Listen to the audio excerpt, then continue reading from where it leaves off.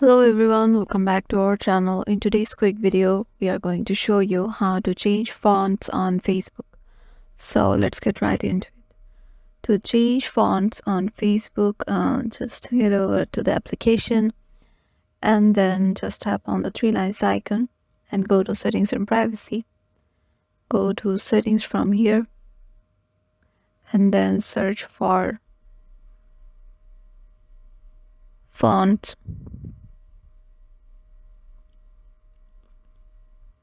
So as you can see, there is no option to change your font in Facebook in the application itself. So what we need to do is head over to our settings of our phone and then search for fonts.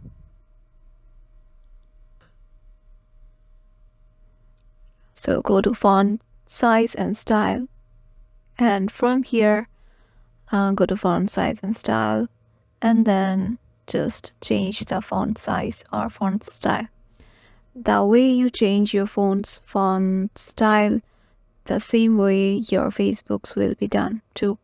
So if you want to change your fonts on Facebook, all you need to do is just to change your font on your phone itself.